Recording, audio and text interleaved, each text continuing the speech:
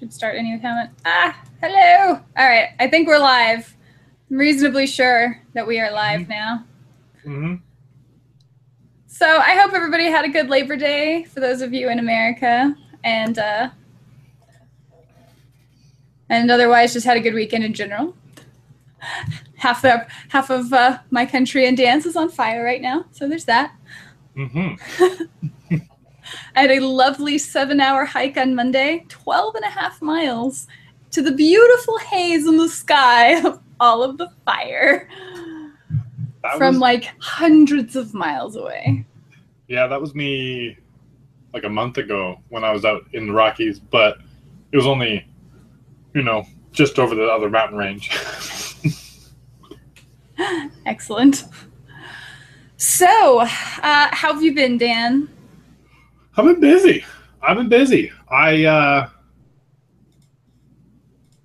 been buying more 40K. Oh no! I've been seeing good deals online. I'm like, and I may have bought a lot. I think I counted it, and I'm at about 7,000 to 8,000 points of orcs. Are you taking all of that to Valhalla? Well, I don't know if I could. I might. Just if ship I'm it flying, I don't know. Ahead of time. All right, so the topic of today's conversation, actually, if I can figure out the screen share, let me see if I can get it to work. We are talking about Sorscha 3, the Mana War, and the new theme list, and the general direction that all privateer press Warcasters have been going. By the way, Dan, you'll see it says under base size, this is a 40 mil. So yeah, she'd be a medium base. Okay, so why is Sorscha the Mana War? Sorscha's like the quick moving, sidestep in, get in your face, freeze everybody, assassination caster, right? Well, I'd like to think she's going to do exactly that stuff still, except be at armor 17. But what if she's like speed 5? I really don't know that they're going to make her speed 5. Or what about speed 4? Like the rest of the Mana War. That would be incredibly depressing. I really hope they don't do anything like that. No. She'll probably be speed 6 in As her a Mana War? In her proper power armor. We'll see. I know, and I agree. It's a tricky situation that we are in right now. All right, get back to normal here. Everybody's probably seen it plenty. I guess lore-wise, she's just introverting more and more in her heartbreak, so she's encasing herself in more and more armor against the world, and is going to end up having close to the same stats as Butcher. Like defensive-wise? I think so. She's normally defense 16, so I can't imagine she's going to stay there. Now, Butcher's defense 14, I don't think she'll go down to that. She'll probably be a defense 15, armor 17 would be my guess. Which would still be really good stats. Yeah, I mean, that's what Kozlov has. It's what Constance Blaze has. No, is she up more? I thought she was 15, 16. It might have Constance? No, I just checked her today. I'll pull her back up, but yeah, she should be a 15, 17. She makes me so depressed that I don't look at her thoroughly. I just look at her and I'm like, please be good someday, please. 15, 17. There you go. She has a shield, so maybe they finally incorporated that into her armor. Well, Sorscha has a big gun. That's kind of like a shield, good offense. The best defense is a good offense sometimes. Okay, so if any of you guys have, did I talk about this last time? I don't know. There's a new video game called PUBG, PlayerUnknown's Battlegrounds. Oh goodness, yeah. Yeah, and if you have a frying pan, it's like one of your most valuable things, because when you have it on your back, it covers your butt, and bullets will ricochet off of it. And so as you're climbing along the ground and people are shooting you, you're just like, ding, ding, ding. Things are bouncing off your butt. Wow. I have not played that. So yeah, you never know what could be good armor, right? Yeah. Cast iron frying pan. All right, fair enough. You also whack people to death with it. Anyways, back on topic. Yeah. Anyway, this also came in light of the new Man of War theme list that Will Pagani talked a bit about yesterday in Privateer Insider. So now, they said that all the theme lists are supposed to be released by the end of September, right? Did they? I don't know. That's what I've been told. I don't remember reading it anywhere. Yeah, I don't remember seeing that anywhere either. It could be one of those rumor things, and I'm actually not great about staying on top of those. Because it was supposed to be every model will fit in a theme list by September. And they're upping their release schedule so that it would be more diverse of a thing going on. And then because they plan to release them slowly with the special, because like half the free models in the new Man of War theme list that they don't even exist yet, right? Mm-hmm. And so that's kind of as they're releasing theme lists, they're releasing new models and sales and trying to make money like a company should. But people are getting upset, being like, well, there's only like a couple lists we can play, and then that other half of my faction is useless. And what the heck? And so this is, I think, their attempt at appeasing those people. With the theme force, I suppose that makes sense. Now, I know for this one, they did mention there's a Bombardier officer that got mentioned in Will Pagani's Insider. Yes. And the theme force is also going to support a mercenary solo or unit, which is nice. Because there has been like opposite of love for mercenaries, other than maybe just mercenaries by themselves. But I mean, like throwing in like a ragman or Saxon Orc is one. Maybe Gorman, if anybody still plays him. Alexia Cianor. I enjoyed playing with her. Can Kidor take Iris? Yes. Yeah, I don't think those. I think they can still take one or two. Iris 1 or 2. So, yeah. All these little things for when you don't have an answer to something, you just stick Iris in there. And you're like, yeah, okay, we're good. Well, that's kind of the nice thing about Mercenary, at least the solos. So there's that. There are a couple questions in the queue. Sorry, the questions are loading weird, so I keep having to refresh the page. I didn't realize there were so many. I had asked at the beginning of the show what everyone thinks of the new Man of War Sorscha, or as some had said, Man of Warsha. Sorry, that's my bad, Paul.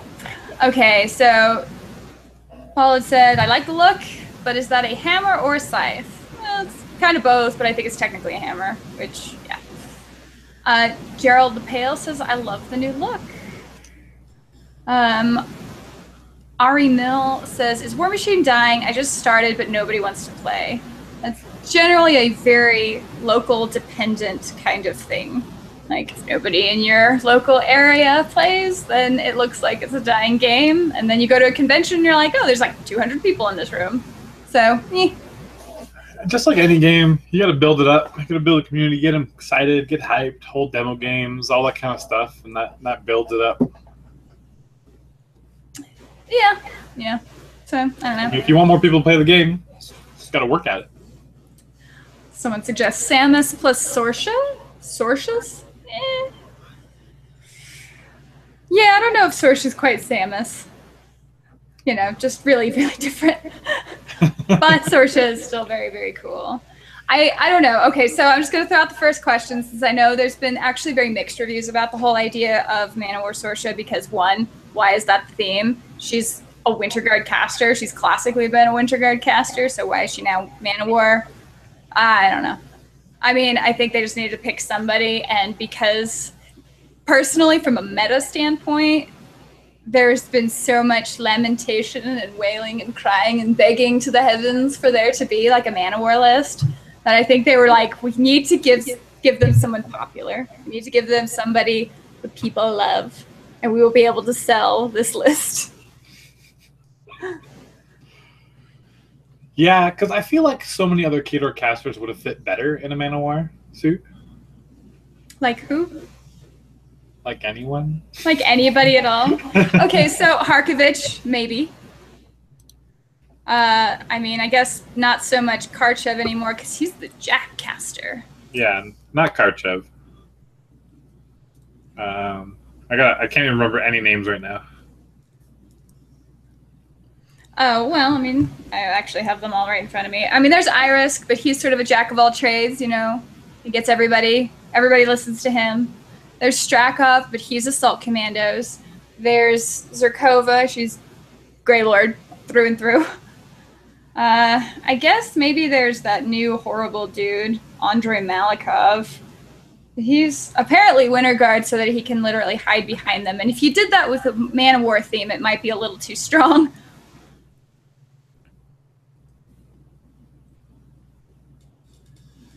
I don't know. I like Irisk. Yes, but I don't know that he should be necessarily pegged into just Man of War theme. Well, he's not pegged into it. He's just a Man of War cast. It's like, I don't know what it's like. Right. Yes, there's Volkov. Do you mean Kozlov? Who's this Kozlov guy? He's an Iron Fang guy. Yeah, he's all about the Iron Fang, I think. Actually, hi Sammy, glad that you could join us. Christopher Rue, in my area the game is dead. Oh, that's unfortunate. I wonder was that like an incident or was that like Mark III? I'm just curious. Killer K, yeah, I think pulling the whole forum reset might have been the reason why some new MK3 players left in general, because press gangers were dropped right before it as another social medium. Yeah, that's true. Well, I think you can blame Wizards of the Coast for that, or whoever up in Washington decided to sue them anyway. Could they not have created someone new? Well... And Christopher says that the MK3 release actually did kill the New England meta. Ah, that's crazy. So what are they playing now? And is anybody interested in Company of Iron? Company of Iron? Yeah. Because, like, I'm super interested in that one just, again, because it's different and new, and I think the rules will be kind of more fun in a lot of ways. Could they not have created someone new? Dan, do you think they should have created a whole new caster? How many casters do we have in Cato right now? 1, 2, 3, 4, 5, 6, a lot. 8, 9, 10, 11, 12, 13, 14, 15, 16, 17, 18, 19, and Zavana Aga, the Fate Keeper, makes 20. It's a lot of casters. But that's including like all the iterations of them too. It is, but I mean they're all individual models to collect and own and know the rules for. I think it's smart not to make a whole bunch of new casters, just to keep the lore kind of contained and not just crazy and diluted. You can follow your characters as they progress and change and different things. And it's like they're completely different casters on the table, so it's not a big deal there. You can bring both of them in the tournament setting, you know, one on one list, one on the other. So that's okay kind of thing. So it doesn't really affect tournament play by the name. But, yeah, I don't know.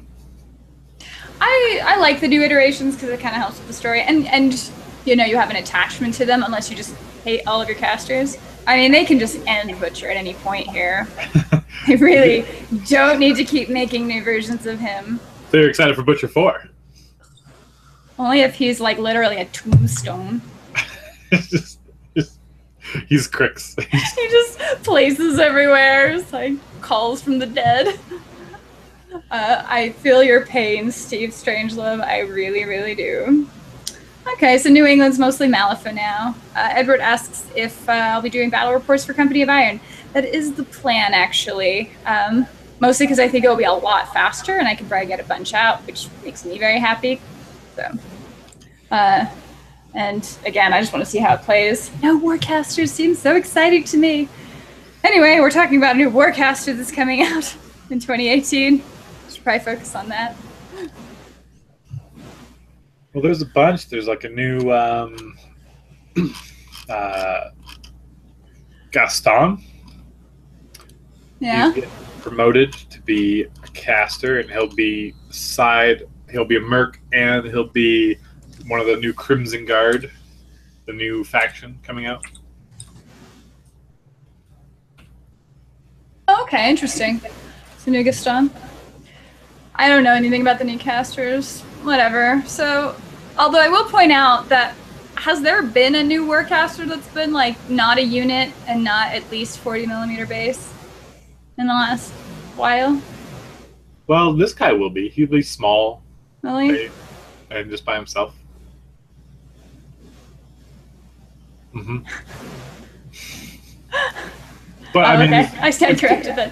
Because it always seems like they keep going toward bigger and bigger, and so I guess I'm seeing it like the new Witch, a battle engine, and then Sorscha is going to obviously be a 40mm base, and prior to that we had Strakov come out, and that's a unit, and we had Zakova come out, and that's a unit. So like my faction's just been full of complicated models. Andre too, whatever. Who cares about him? Like Siege 2 is coming out, and he's a medium base instead of a small base. Does he have a jetpack? Is that what I heard? Yeah. Oh my gosh. What? He's like a Minuteman. Which already exists in. Yes, it exists. He just strapped a Minuteman thing to him. He's like, all right, boys, let's go. I can do this. How hard could it be? And he can like place turrets or pack them up. And so he like spawns little turrets, and they only one at a time. But it's a decent shot. I don't know how they do an epic Karchev, Dustin. I think they'd literally have to make him a colossal, and I don't know that they're quite there yet. Kelly K says, really liking the new spoilers. Scar and Sorscha look awesome. I guess the rapid speed where GW now changes rules draws in new blood to Age of Sigmar and 40k in massive numbers. Hello from north of 49.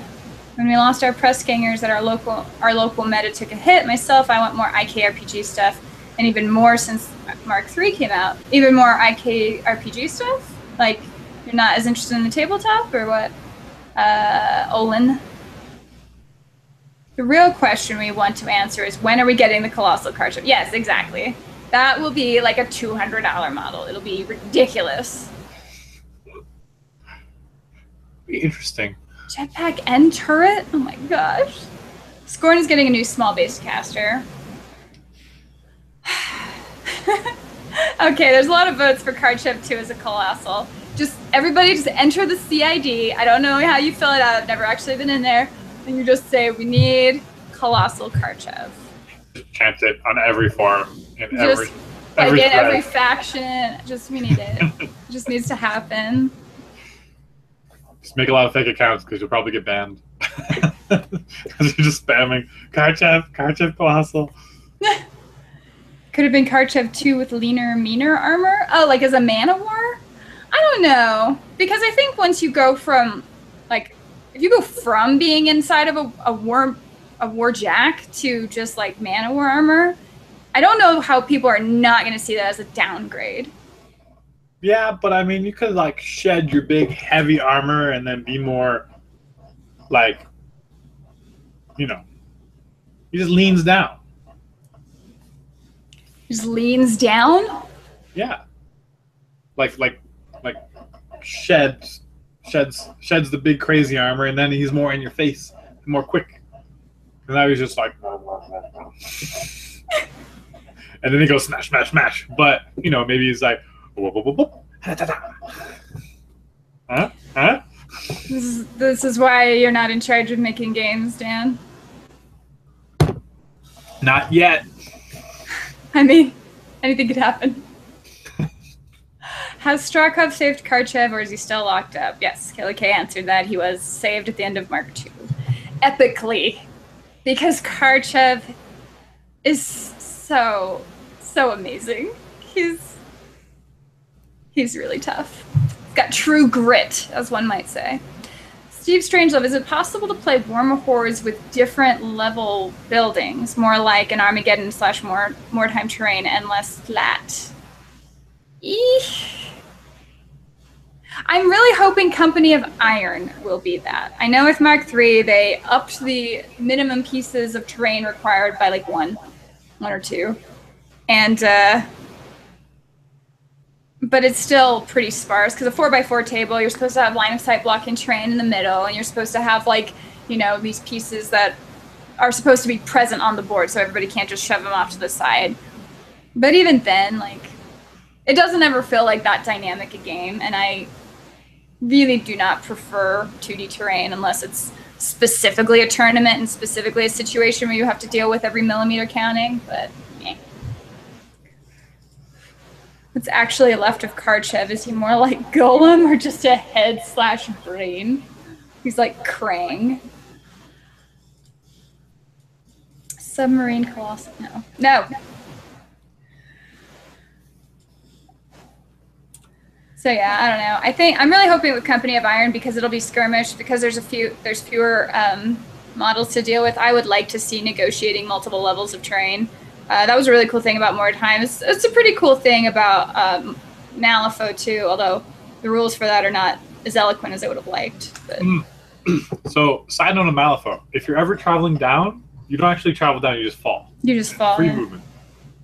So you just like go up, over, and then you get free movement down. And you continue on. So that makes things a whole lot easier. Then you get to define a wall for about 2 hours before the game starts. Whoa, it's a climbable terrain. No. Anyway, I actually have a Malifaux battle report in the can, finally. I got the script written after about, I don't know, it took many hours to write. Spent 4 hours writing the last War Machine battle report, and the Malifaux battle report is easily twice that long, or took easily twice as long for like the same size game. It's like, oh my goodness, there are so many triggers in this game. It's a really hard thing to actually comment on. I guess that's true. There's a whole lot going on. Yeah. When you're like constantly checking that order of operations, you're like, wait a minute, what happens here? Do I have enough footage to say everything that's actually happening before this person even moves? We're gonna play some Malifaux at Valhalla? I don't know. Should I? I can bring my stuff. Yeah. All right. I've got a pretty nicely painted Lilith crew that I could do with some playing. Play some War Machine. Play some Shadow War Armageddon. Daniel. I'm gonna paint up my big saggy boobed gremlin with a big wooden spoon. Moth Tucket. I've never played her, but. Wait a minute. Who is she? She's a gremlin for Malifaux. Oh, creepy. So creepy. Because I thought Neverborn had one like that too. It was like the hag and... Yeah, there's one that's like kind of cross. She's like this little old hag, Zoraida, I think her name is. She's gremlin and Neverborn. Yeah, okay, that was it. Daniel Hughes asks, so do you feel Privateer Press are being pressured to do caster units and bigger bases due to companies like GW releasing such huge centerpieces like Primarchs and Monsters, etc.? I think they enjoy making really big pieces that don't fit on their bases, personally. I remember a few years ago, everybody just going nuts about the whole like dynamic poses thing. And I'm like, yeah, that's really all well and good until you actually try to play. And then you just see people using proxy bases. And you're like, well, this wasn't thought out. But I think it's actually just their own personal preference. Well, you get like Legion beasts, and they all have wings, and it's like, this is my base, and and my one buddy Corey plays is just like proxy bases all across the middle, just because these models don't fit together at all. Oh yeah.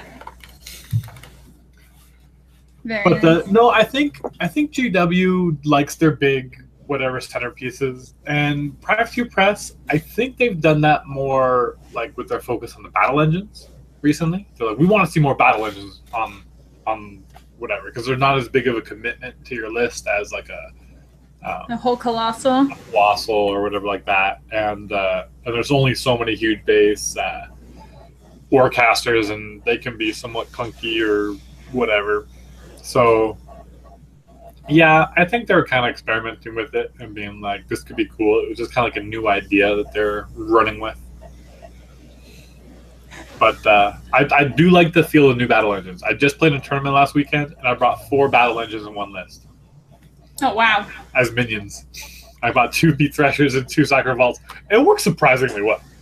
Oh, I just can't stand to have more than one of something. Like, I ended up on a deal, like kind of as a really, really good deal off of somebody selling their old miniatures, got a second unit of Man-O-War and Man-O-War Shock Troopers. And I'm like, I haven't even painted my first ones completely. Like, Just feels like I've been set even further behind. But I got a ruin out of the deal, so that happened. You can take him with Butcher. So anyway, Michael Gray suggests that some people just like big bases and they cannot lie. Michael. I know I do. Shame on you, sir. You shake that big base. So I agree. I think the battle engines were way, way, way underutilized in Mark II. It's unfortunate that, well, no, I don't know. I think it's fine because you can use them for your normal points in your army. You don't have to worry about using your Warjack points for it. And I definitely think that with Mark III, it was a bit of a visit back to the idea of it's War Machine. It's a game about robots and monsters fighting each other, which is actually what like made me, come to the game to begin with. Because it's like, oh, robots murdering things. Heck yeah, get me in. And then Mark II was just a whole big slugfest of like infantry.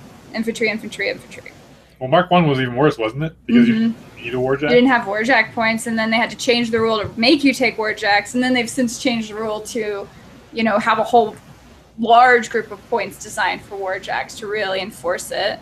But Power Up made a huge difference because, at least for my side, like Khador factions, you constantly feel starved for focus, so Power Up made a huge difference for being able to bring more Jacks.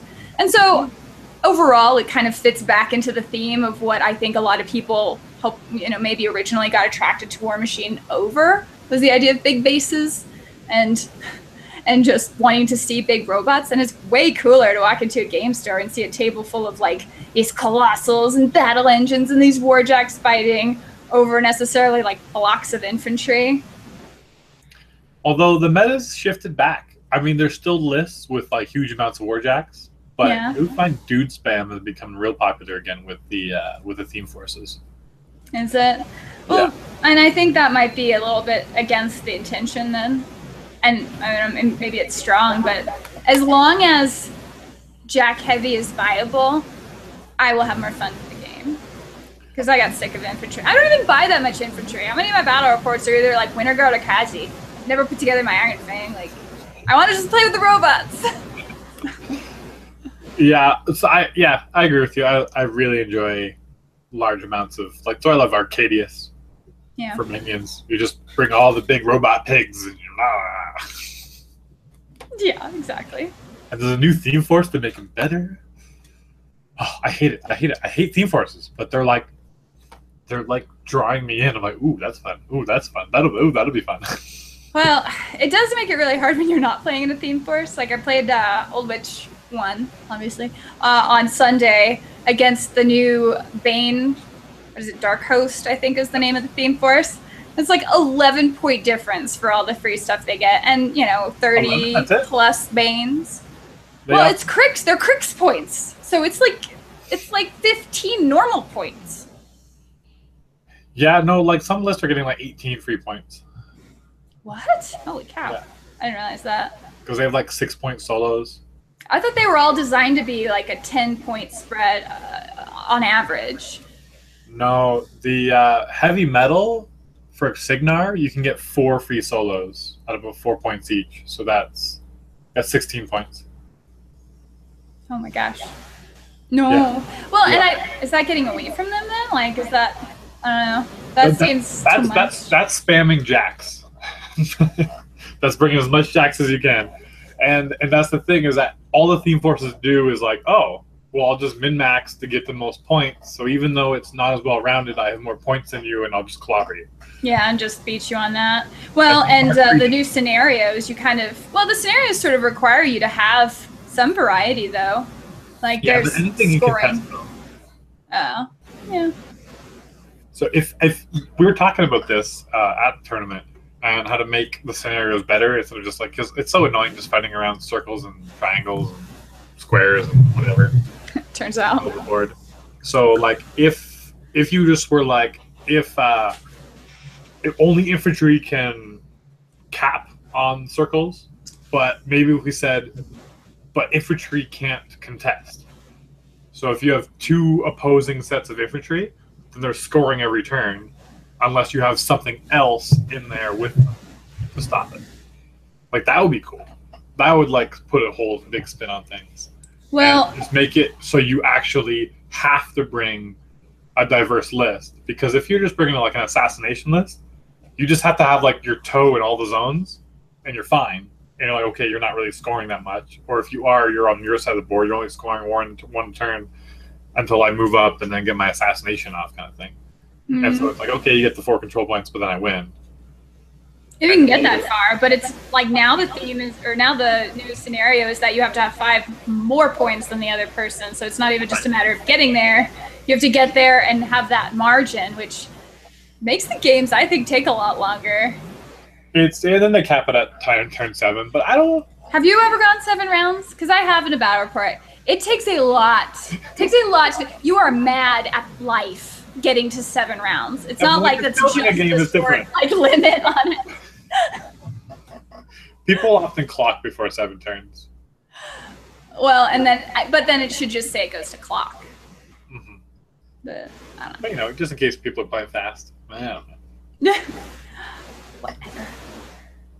But no, I think there should be some kind of limit on what can contest on certain zones, and then your strategy is as much building the list that's diverse, or if it's not diverse, then you're getting punished for it.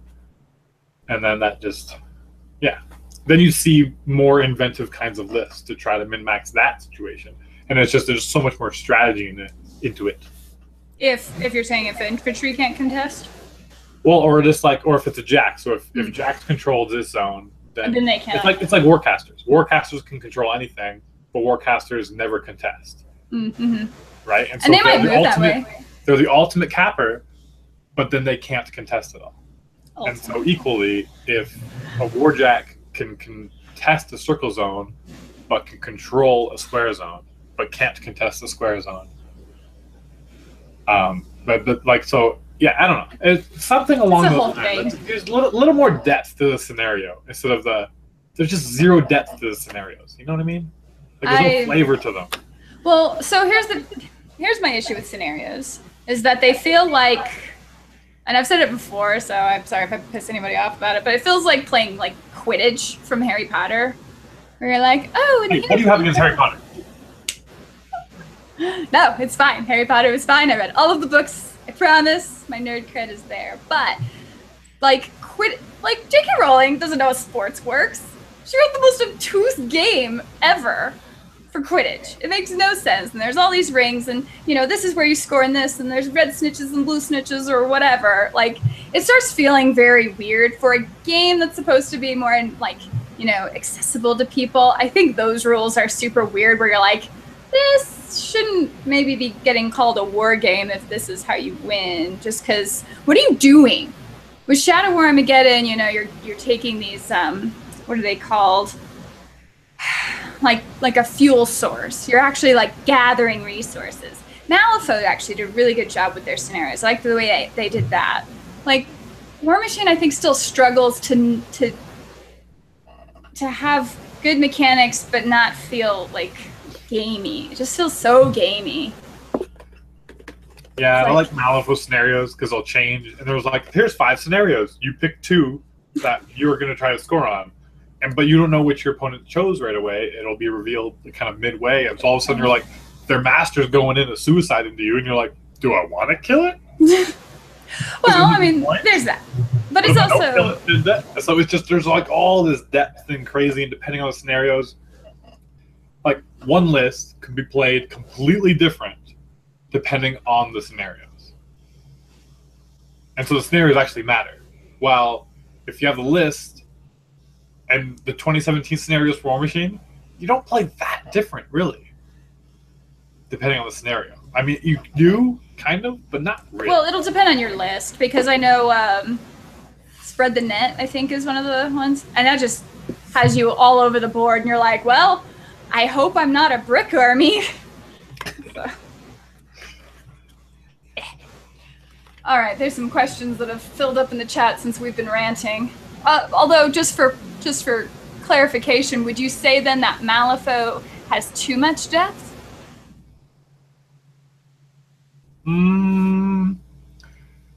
maybe in their rules a bit, just on their models. There's not a lot of unifying rules to learn. It's not like, oh, I learned this, and now we can play. It's like, wait, what's going on? There's just like a massive learning curve. Well, I more mean on the scenario strategy side. No, I like it.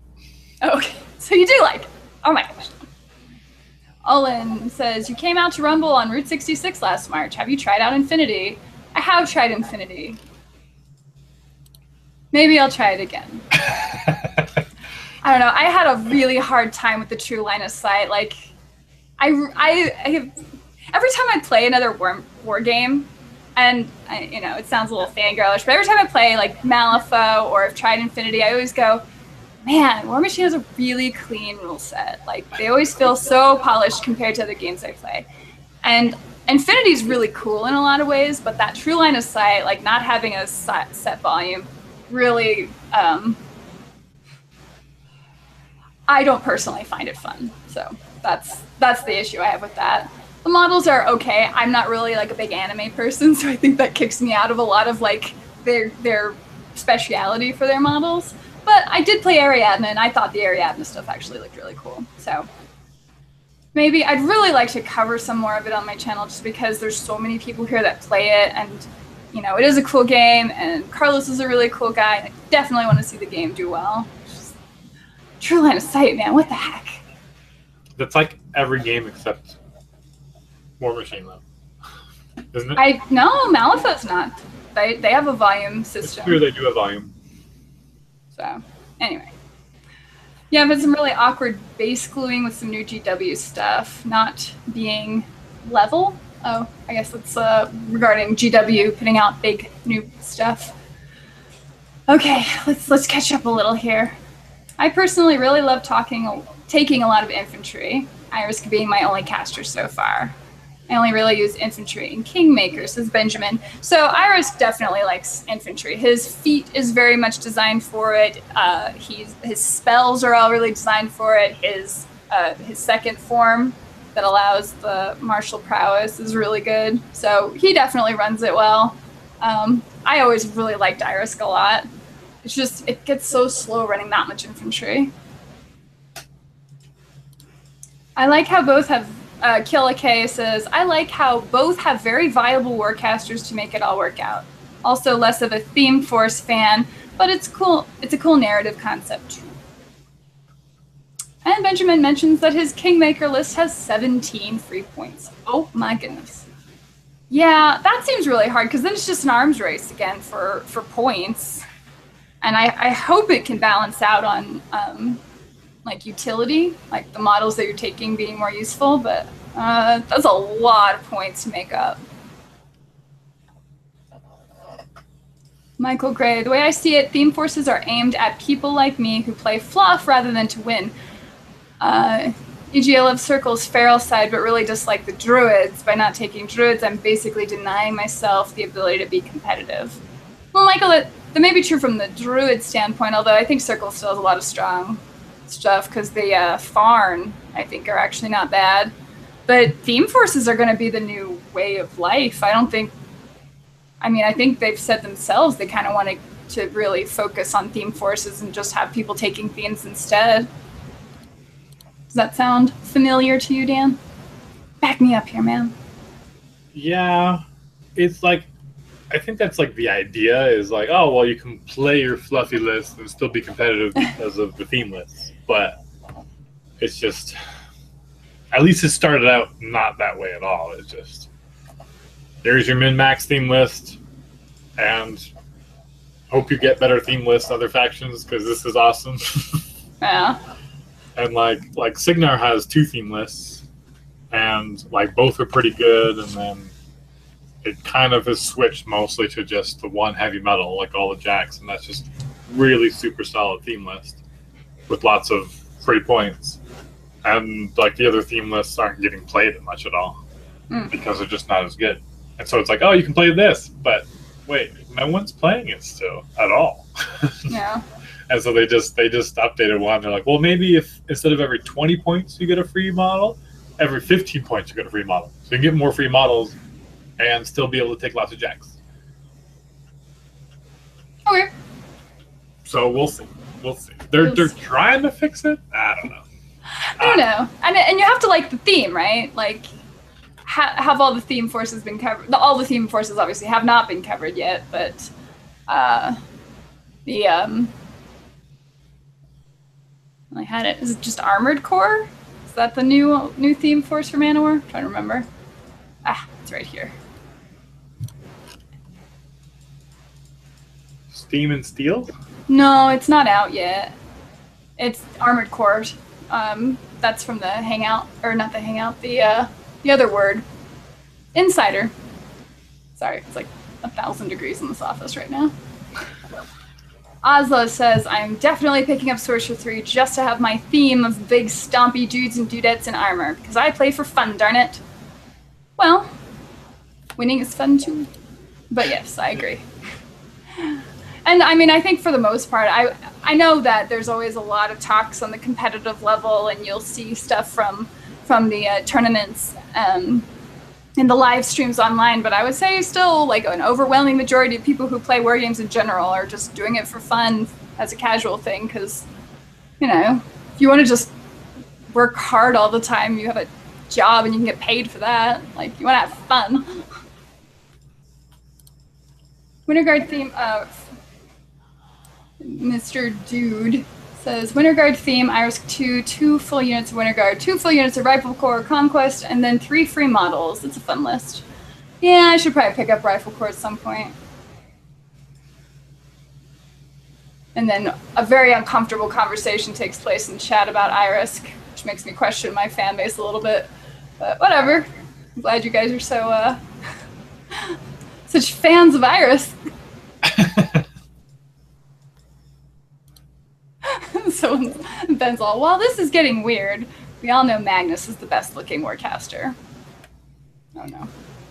And yes, thank you, Paul. Promethean caches, that's what you get. And I don't know what they're going to do for scenario play for Company of Iron, right? Because I don't think they're going to do the same style of just taking zones and points. It's either going to be like a bunch of capture the flag stuff, or it's going to be like Promethean caches or like scheme markers and Malifaux. I think it's going to be more that direction, and I think that is more interesting gameplay. We all know that Fiona the Black is the most attractive Warcaster on her first original model. It's the ugliest looking face you'll ever see. What? A mercenary caster called Fiona the Black. Yeah. Is she? I didn't know that she looked terrible, though. Oh, yeah. They resculpted her, but she looks significantly better. Speaking of miniatures, are you going to get in on Mini Crate? I don't know. I'm still debating, because, like, I'm moving this week. Maybe moving in the next week and just moving across the city. And I'm looking at all my minis, and I'm like, oh my goodness. Like, how do I move all these? They're just all splayed out everywhere. And I'm like, So, right now my mind's like, maybe I don't need more minis right now. Especially because I'm downsizing to a smaller space. Yeah. Fair enough. Daniel Hughes, have you played any more Grimkin? If so, how do they play? My army box is coming in on Friday, and hype. I did. I played another game with let me see, I think I played with them twice. So, and then I went back to Kador, because, you know, I don't want to feel like I'm cheating on my faction. Plus, I only have the Heretic still. So, yes, Grimkin are still super fun. The Heretic is ridiculously powerful, and now I've been reading through the actual Theme Force book, which is a lot of fun. I really, really like the way it's written. And I did get, I don't know if you saw my other unboxing, and don't comment on the fact that it's not assembled yet, but I did get my Nayslayers in, so I will be making use of those, because they are my new favorite models ever. Yeah, Grimkin seem really cool. I was just talking with a friend actually today about them, and they because Grimkin don't have a feat, they have 3 mini feats, and they're really kind of reactionary. And your caster dictates one of the mini feats, which is usually the most powerful. Yeah. And then you have a bunch of them to select from, and you choose 2, but you choose them after you see your enemy's list. Yeah. So you're like, oh, they have that list. That's going to do bad things to me in this way. Then I'll take these ones that will benefit me most. And so it's like you're at a kind of advantage there, and then you choose when to trigger it. And so it takes a higher level, like skill level, kind of like figuring out when to use them properly. Because some people might like, oh, this, and you can like, oh yeah, I can pop a mini feat, yeah. But then it's like, oh, maybe that wasn't the best time to do it necessarily. Well, and that's just experience. But I mean, I've learned that popping those arcanas early into your opponent's turn is really, especially something like Labyrinth, where you take a -2 speed hit, especially against Khadorans, is really, really powerful. So that was interesting. Oh, you just give a -2 speed buff to like anyone in your control area? Yeah, let me see, it's triggered off of like just an enemy model, I think, moving in your control area. And then, yeah, enemy models beginning within your control area, which if you're the Heretic is like 14-inch range. And if you're the King of Nothing is like 16-inch range. Take a -2 speed hit. Or the one that causes all the models to gain stealth. That was a really fun way to ruin my day. Yeah, those Arcana are tough to fight against. So I don't even think you have to be like super finessed about them. I think you can. I think there's a really strong range of skill for that. Mm-hmm. What's just neat about the Grimkin is they're very interactive in a way during your opponent's turn as well. Like, you're not just, I'm going to sit here and take it. It's like let me try to mess up your day. Mm. You do it 3 times. Steve says, could War Machine Hordes benefit from having narrative campaigns that have 0 competitive value but more random walkie missions? I'm not sure what you mean by that, but wonky missions? Maybe? I don't know. I think you need to balance it because you don't want to feel like you're playing Candyland. I think it could, but the problem is that the majority of people who play War Machine just aren't that kind of player. I think a majority of the people who go to tournaments specifically and the people who comment a lot are that competitive player, but I think a lot of people don't want to play that way too. Yeah. So I think it actually would help. Is built around their competitive players. Well, it is, but I mean, it doesn't have to be. And I think that actually in and of itself kind of hurts the community. It hurts the game in a way because it's hard to grow a meta if you're just only ever on the most competitive players. So it would just create a different kind of offshoot of War Machine players. And you'd have to just be careful when you go to the game store of like, well, what kind of game do you want to play? But I think it could. Particularly a narrative campaign. I think that would actually be a lot of fun. In fact, Grimkin, that source book for that actually does have a narrative campaign for it. So, I mean, it definitely works. And the last Privateer No Quarter magazine actually did a battle report of one of the last games of that campaign. So it definitely can work. And it doesn't even have to be non-competitive. There you go. Dan Benjamin wants to know, what's up with the chocolate milk in like 8 out of 10 videos? I like chocolate milk. I only drank 2 liters today. It was barely anything. 2 liters of chocolate milk? Oh my gosh. Just wait till eggnog season. Oh no, that's right. You get to drink you drink a whole like liter of eggnog, and on my side I just throw up. That's how that works. Eggnog definitely sits a lot heavier, but it's so delicious. You don't even need to mix it with anything. You just drink it straight. All right, so Michael Gray and Eric Tony's saying that Infinity uses standard volumes, but I know I've had this argument with people before, and specifically in the game I played, where there was a whole talk about dynamic poses and getting people to like be crawling on their base or in a prone position so that you could get around it. Did they change that? Because I'm pretty sure that was not always the case. Maybe they changed it. Because that was like a 40K thing too. He was like, hey, look at my leg. And they're all on the ground. Yeah. Behind this little blip on the map. Well, right, and everybody of course tries to game that. And I don't like it where you make a mechanic that people can game in a very like unsportsmanlike way like that. And I know Warren from Beast of War back in the day would talk about enjoying that just because on the one hand, it's like, oh no, you're getting down and you're looking from where your models are looking. And it's like, I do that a lot for War Machine, just trying to make sure I have line of sight to somebody based on the volumetric side. Like, I don't need to have true line of sight for that. So.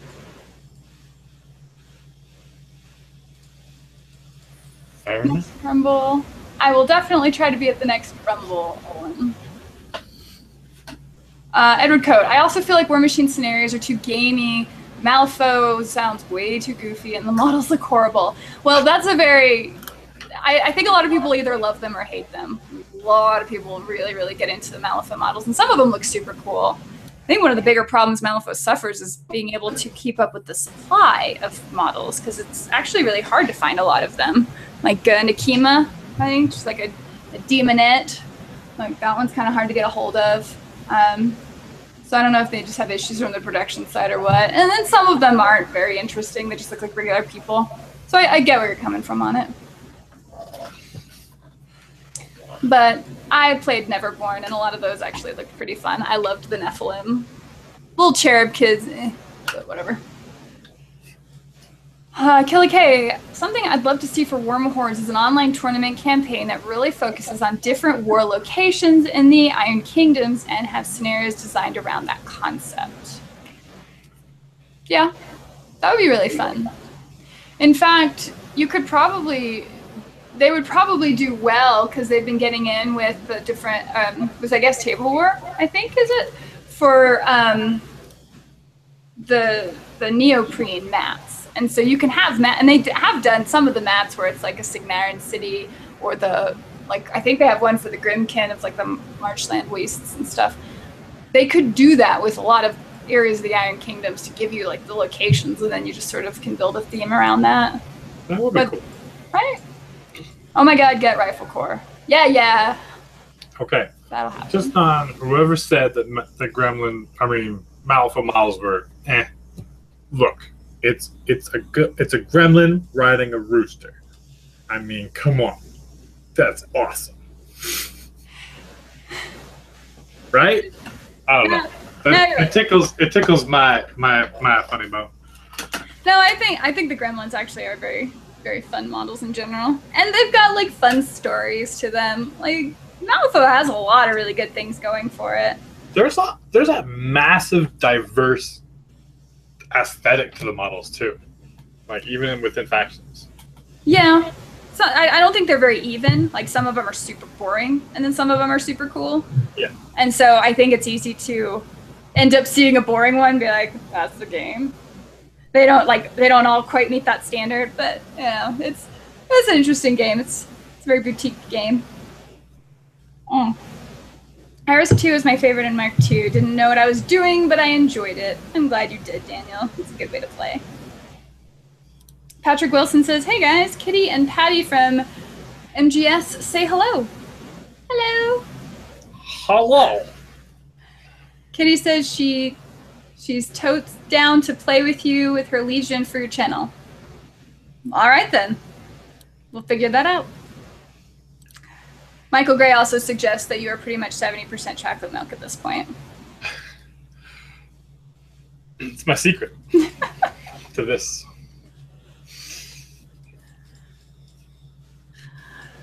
Michael, Infinity. Okay, so in Infinity, if a model goes prone, then they're the height of their base. But otherwise, yeah, that wasn't how we were playing. And it was definitely like we were looking at true line of sight, because I was dealing with, I played it was a few years ago now. It would have been 2013 or something.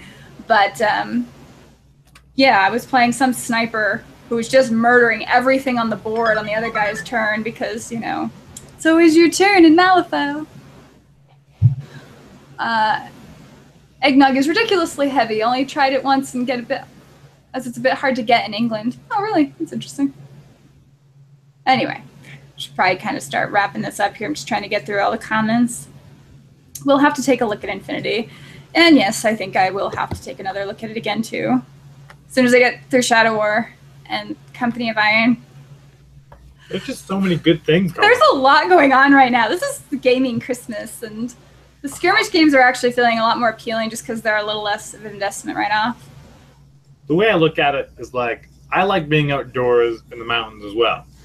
And so it's like we can do like kayaking and hiking and mountain biking and rock climbing, or like, you know, all these kind of crazy things. It's like I only have time for like one, maybe two of those things. Mm-hmm. So I want to do them all, and maybe eventually I'll try them all. But I'm just focusing on what I like and what's available and what's easiest to do for me. And that's the same thing with wargaming, right? It's like I love all of them, and I would like to play all of them. But sometimes that's not possible, and that's okay.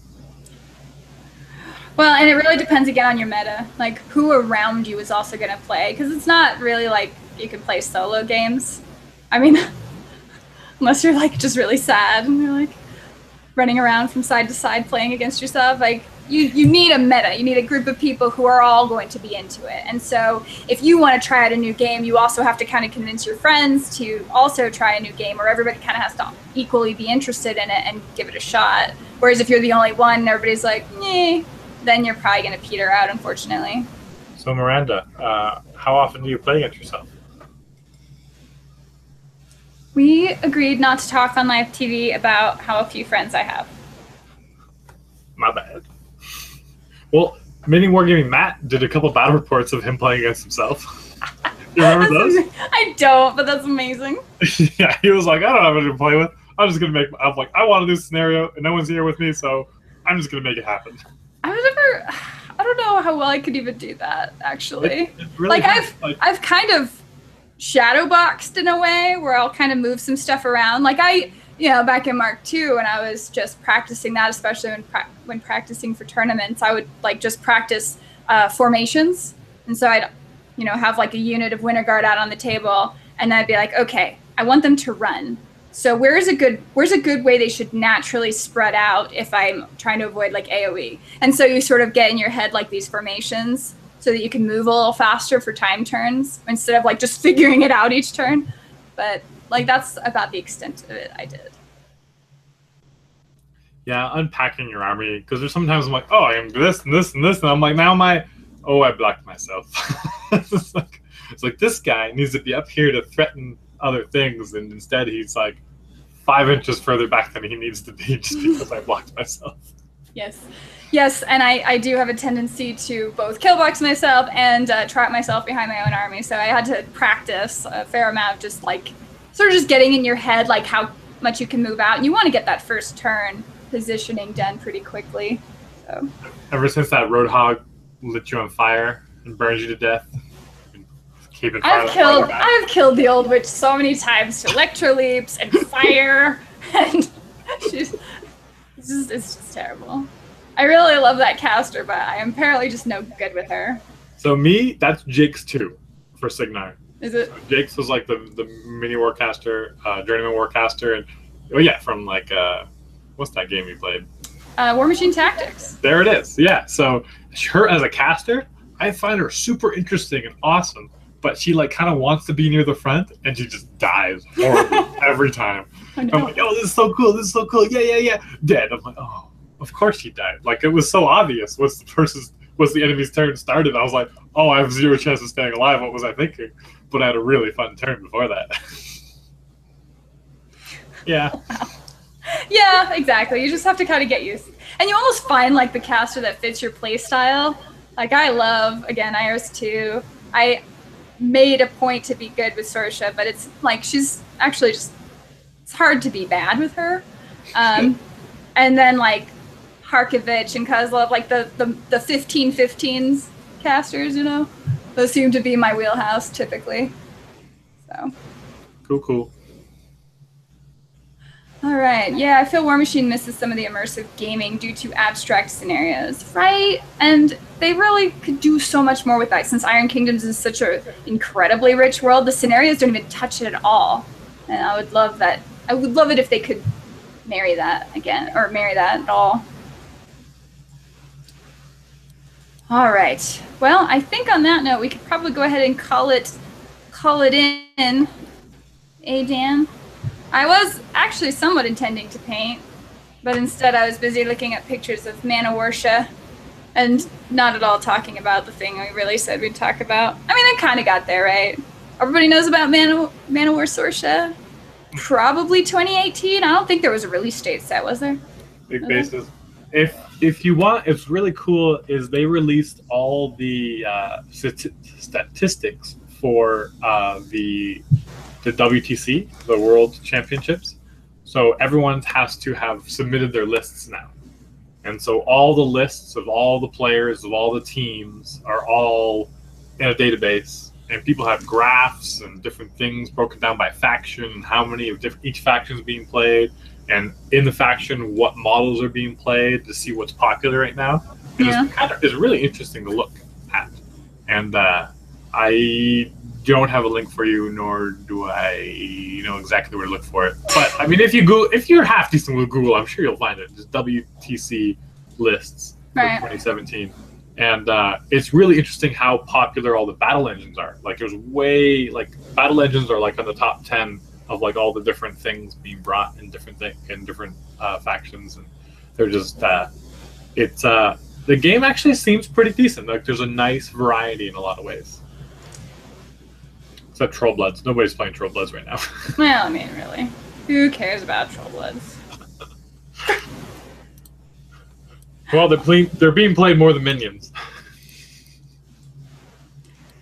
Well, really? Because Minions, I thought they were actually doing pretty well. But their theme forces aren't the greatest. Their theme forces are okay, but like the cool thing about Minions are like, oh, you can break Gators and Pigs together, and then like here's the theme force for all Pigs, here's the theme force for all Gators. You're segregated again. Deal with it. And then we were worse. You think you'd learn from history. Segregation is just not a good idea. But at any rate. There's a new theme force where we can work together again. And so people are excited about that. Cats and dogs living together. Mass hysteria. What is that from? What's my mind? What? I'll give you a hint. Bill Murray says it. Is it Ghostbusters? Yes. Okay. Whew. Which? I was like, I know this. I will be putting out a review for finally having finished the Strange Light Workshop anthology, of which one of the stories is a straight-up ghost bust. It was pretty entertaining. So, anyway. Very good. Yes. So on that note, we wish you all a wonderful, wonderful evening or morning, depending on where in the world you are when you're watching this. And we'll be back in 2 weeks, which will be our last show before Valhalla. Oh my goodness. So excited. Yep, that's it. So say goodnight, Dan. Buenas noches. Oh, I said goodnight. That's what I said. No, that was some weird language you were speaking. No. Anyway, good night. Love you. Bye.